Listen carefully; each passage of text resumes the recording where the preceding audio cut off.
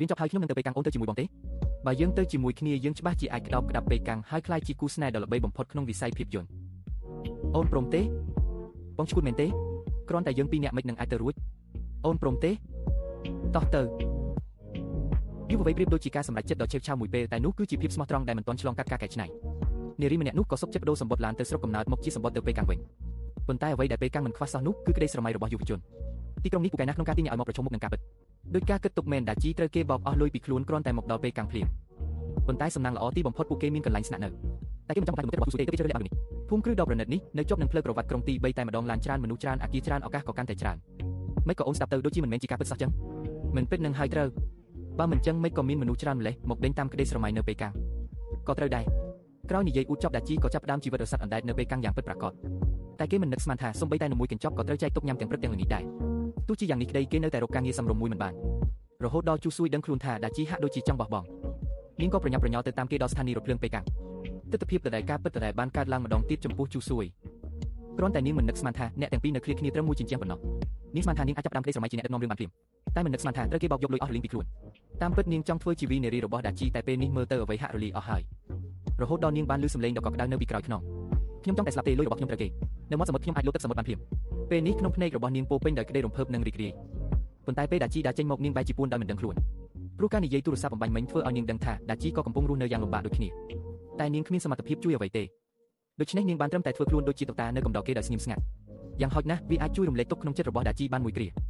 ហើយមូលហេតុដែលដាជីនៅតែស៊ូនៅពេលកាំងគឺដើម្បីបានជួបជូស៊ួយនៅពេលកាំងនាថ្ងៃទី1ខែតុលាគេនៅកំដរដាជីដោយស្ងៀមស្ងាត់បែបនេះរហូតដល់ថ្ងៃមួយជូស៊ួយបានជួបជុំបោកប្រាស់នោះនៅតាមផ្លូវតោះតែនាងនាំដាជីមកទើបដឹងថាជូស៊ួយក៏បានមកដល់ពេលកាំងដែររហូតដល់សម្លេងទូឆ្នាំ3ឡើងទៅពួកគេបានជួបគ្នាជាការលើកដំបូងនៅពេលកាំងបងស្រឡាញ់អូនយើងនៅពេលកាំងជាមួយគ្នាទៅពេលកាំងស្វាគមន៍បងមិនអីទេគ្មាននរណាដឹងទេរត់ទៅមានគេនៅពីក្រោយរត់ពេលនេះក្តីស្រឡាញ់ប្រៀបដូចជាគ្រាប់ស្ករដែលព្រះប្រទានឲ្យពួកគេធ្វើឲ្យពួកគេបំភ្លេចក្តីស្រមៃបានមួយគ្រាបំភ្លេចថ្ងៃដែលគ្មានលុយទិញបាយញ៉ាំសូម្បីតែខែដំបូងដែលនៅជាមួយគ្នាពួកគេមិនសូវបានចេញពីបន្ទប់ប៉ុន្មានទេតែស្នេហាដែលគ្មានលុយទីបំផុតនឹងត្រូវរស័តអន្តែតដដែលតែសំណាងល្អការខិតខំមិនអាសាបងឡើយក្រោយដាក់ពាក្យ100កន្លែងទីបំផុតដាជីក៏ទទួលបានការឲ្យសម្ភាសន៍ពីក្រុមការងារថតកុនប៉ុន្តែវាមិនដូចអ្វីដែលគេស្រមៃទុកសោះ